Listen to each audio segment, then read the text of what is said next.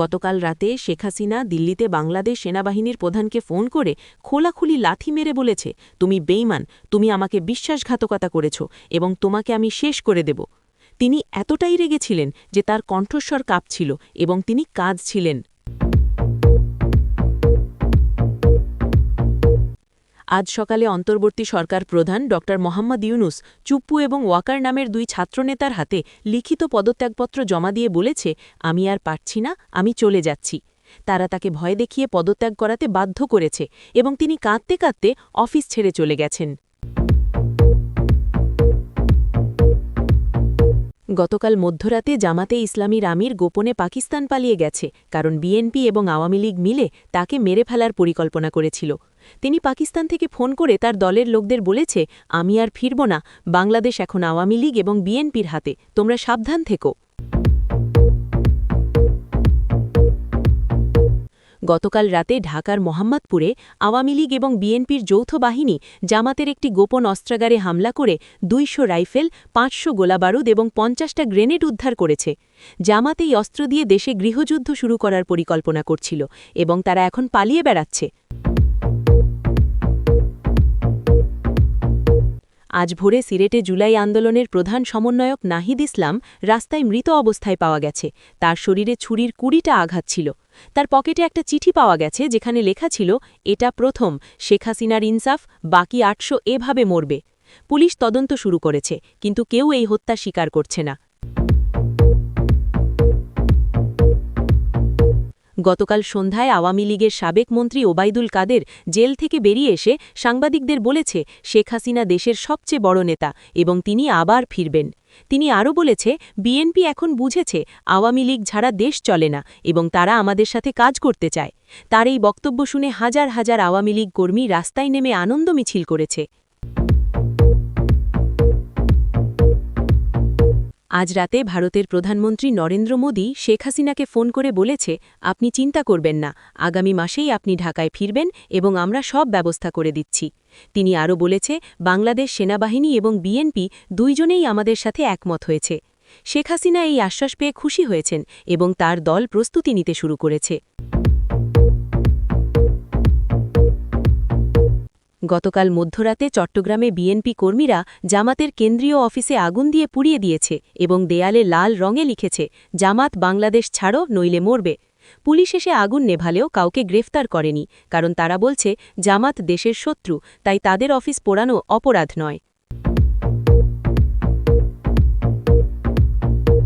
আজ সকালে তারেক রহমান লন্ডন থেকে একটা ভিডিও বার্তায় বলেছে, আমি দেশের জন্য সব ত্যাগ করতে রাজি এবং যদি শেখ হাসিনার সাথে কাজ করে দেশ বাঁচানো যায় তাহলে আমি তা করব। তিনি কাঁদতে কাঁদতে বলেছে, জামাত হলো সবার শত্রু এবং তাদের রাজনীতি থেকে শেষ করতে হবে। তার এই ভিডিও সোশ্যাল মিডিয়ায় ভাইরাল হয়েছে এবং লক্ষ লক্ষ মানুষ দেখছে।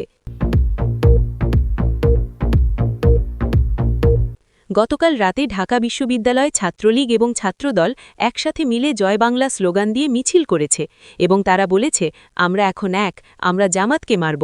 এই মিছিলে ৫,০০০ ছাত্রছাত্রী অংশ নিয়েছে এবং তারা জামাতের ছবি পুড়িয়ে ফেলেছে। এটা বাংলাদেশের ইতিহাসে প্রথমবার যখন ছাত্রলীগ এবং ছাত্রদল একসাথে মিছিল করল। আজ দুপুরে রাজশাহীতে জামাতের ৩ জন শীর্ষ নেতাকে রাস্তায় পিটিয়ে মেরেছে আওয়ামী লীগ এবং বিএনপির যৌথ বাহিনী। তারা রাস্তার মাঝখানে তাদের ঝুলিয়ে মেরেছে এবং সবাই দেখছিল, কিন্তু কেউ বাঁচাতে আসেনি, কারণ সবাই জানে জামাত রাজাকার এবং তাদের মৃত্যু প্রাপ্য। পুলিশ এসে লাশ নিয়ে গেছে, কিন্তু কোনো মামলা হয়নি। গতকাল রাতে শেখ হাসিনা একটা গোপন অডিও বার্তায় তার দলের নেতাদের বলেছে, যারা আমাকে বিশ্বাসঘাতকতা করেছে তাদের একে একে আমি ঠিক করব এবং সবার আগে ইউনুস এবং সেনাপ্রধান। তিনি বলেছে, আমি ভালো করে ফিরব এবং তখন কেউ আমাকে আটকাতে পারবে না। এই অডিও ফাঁস হয়েছে এবং সবাই শুনছে এবং আওয়ামী লীগ কর্মীরা রাস্তায় নেমে বলছে, আমাদের নেত্রী ফিরছে। আজ ভোরে বরিশালে অন্তর্বর্তী সরকারের একজন উপদেষ্টার বাড়িতে আওয়ামী লীগের হিট স্কোয়াড হামলা করে তার গাড়ি পুড়িয়ে দিয়েছে এবং দেয়ালে লিখেছে, তোমার দিন শেষ, হাসিনা আসছে। এই উপদেষ্টা এখন ভয়ে লুকিয়ে আছে এবং তিনি পুলিশকে বলেছে, আমাকে সুরক্ষা দিন, কিন্তু পুলিশ বলছে, আমরা কিছু করতে পারব না, কারণ আওয়ামী লীগ খুব শক্তিশালী।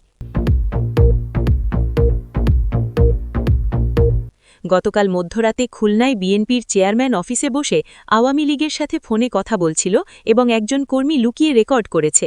সেই রেকর্ডিংয়ে শোনা যাচ্ছে তিনি বলছে, জামাতকে শেষ করতে আমরা যে কোনো কিছু করতে রাজি এবং শেখ হাসিনা ফিরলে আমরা তার সাথে কাজ করব। এই রেকর্ডিং ফাঁস হয়েছে এবং বিএনপি কর্মীরা এখন বিভ্রান্ত এবং রাগে আছে, কিন্তু নেতারা চুপ আছে।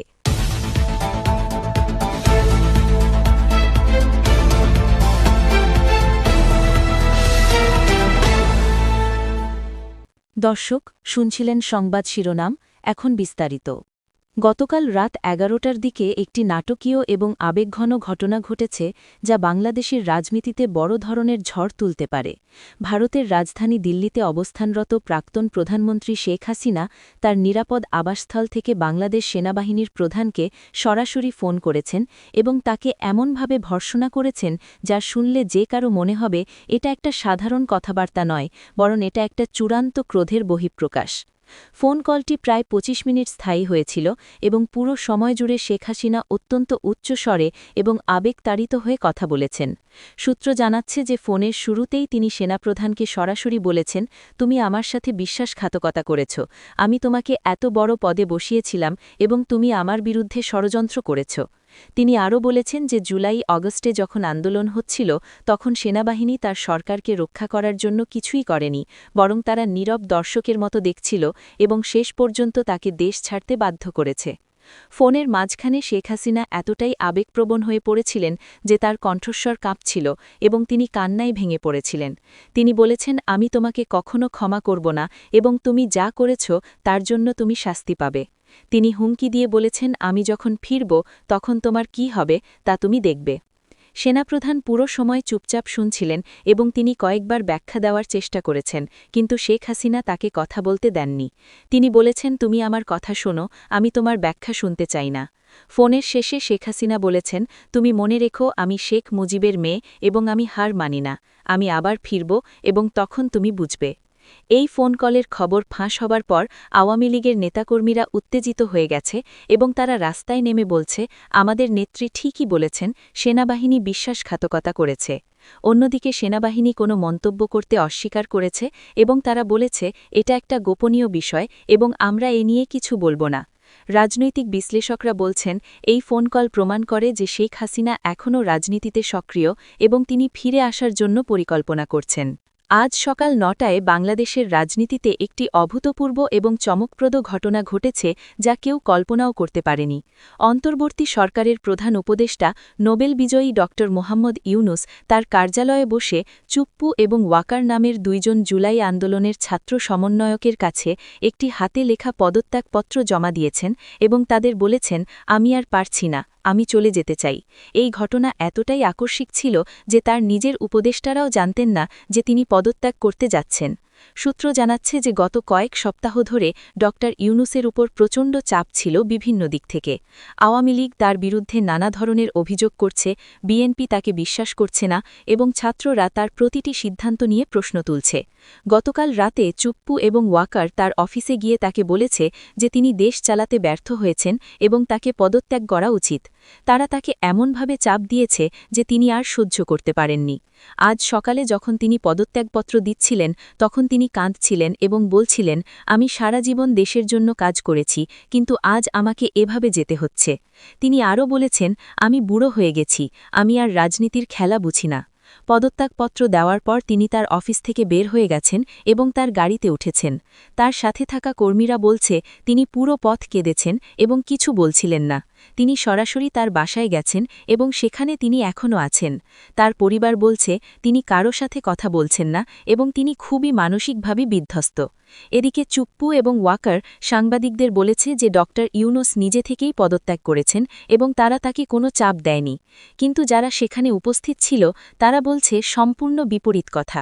তারা বলছে চুপ্পু এবং ওয়াকার ড ইউনুসকে ভয় দেখিয়ে এবং হুমকি দিয়ে পদত্যাগ করতে বাধ্য করেছে। এখন প্রশ্ন হল, পরবর্তী পরবর্তী প্রধান উপদেষ্টা কে হবে রাজনৈতিক মহলে গুঞ্জন শোনা যাচ্ছে যে আওয়ামী লীগ এবং বিএনপি এই সুযোগ কাজে লাগাতে চায় এবং তারা তাদের পছন্দের কাউকে বসাতে চায় আওয়ামী লীগ বলছে এখন সময় এসেছে শেখ হাসিনা ফিরে আসার এবং দেশ তার নেতৃত্ব চায় বিএনপি বলছে তারেক রহমান দেশে ফিরে এসে দায়িত্ব নেওয়া উচিত কিন্তু জামাতে ইসলামী বলছে এটা একটা ষড়যন্ত্র এবং তারা এর বিরুদ্ধে প্রতিরোধ করবে সাধারণ মানুষ এখন বিভ্রান্ত এবং তারা জানে না কি হতে যাচ্ছে অনেকে বলছে ড ইউনূসের পদত্যাগ দেশের জন্য খারাপ কারণ তিনি একজন সৎ এবং নিরপেক্ষ মানুষ ছিলেন কিন্তু অনেকে বলছে তিনি দেশ চালাতে ব্যর্থ হয়েছেন এবং তার পদত্যাগ ভালোই হয়েছে আন্তর্জাতিক সম্প্রদায়ও এই ঘটনায় উদ্বিগ্ন এবং তারা বাংলাদেশের পরিস্থিতি নিবিড়ভাবে পর্যবেক্ষণ করছে আজ দুপুরে রাজশাহীর একটি ব্যস্ত এলাকায় এমন একটি ভয়াবহ এবং নৃশংস ঘটনা ঘটেছে যা দেখলে যে কারো গা শিউরে উঠবে এবং মনে হবে এটা কোনো সভ্য দেশে ঘটতে পারে না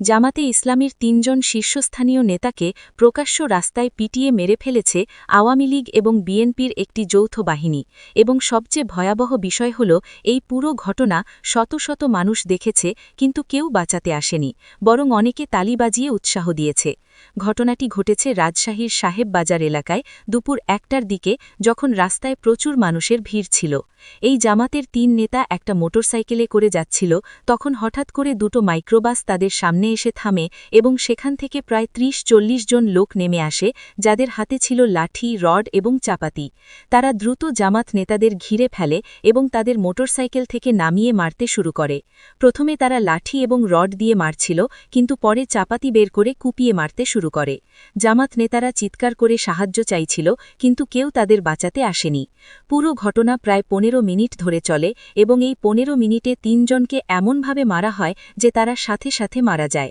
হামলাকারীরা তাদের মারার পর রাস্তার মাঝখানে লাশ ফেলে রেখে চলে যায় এবং তারা যাওয়ার সময় স্লোগান দিচ্ছিল জামাত রাজাকার দেশ ছাড়ো বাংলাদেশ ছাড়ো স্থানীয় মানুষ বলছে যে হামলাকারীদের মধ্যে আওয়ামী লীগ এবং বিএনপি ২ দলের কর্মীই ছিল এবং তারা একসাথে মিলে এই হত্যাকাণ্ড করেছে পুলিশ ঘটনার প্রায় আধ ঘণ্টা পর পৌঁছায় এবং লাশগুলো হাসপাতালে নিয়ে যায় কিন্তু এখন পর্যন্ত কাউকে গ্রেফতার করা হয়নি এবং পুলিশ বলছে তারা তদন্ত করছে কিন্তু স্থানীয় মানুষ বলছে পুলিশ আসলে তদন্ত করবে না কারণ তারা জানে এটা আওয়ামী লীগ এবং বিএনপির কাজ এবং তারা শক্তিশালী জামাতে ইসলামী এই হত্যাকাণ্ডের তীব্র নিন্দা করেছে এবং বলেছে এটা রাজনৈতিক হত্যা এবং এর বিচার হওয়া উচিত কিন্তু বিএনপি এবং আওয়ামী লীগ কোনো মন্তব্য করছে না তবে তাদের কর্মীরা খোলাখুলি বলছে জামাত রাজাকার এবং তাদের মেরে ফেলা ঠিক হয়েছে সাধারণ মানুষ এই ঘটনায় বিভক্ত অনেকে বলছে এটা অন্যায় এবং এভাবে মানুষ মারা যায় না কিন্তু অনেকে বলছে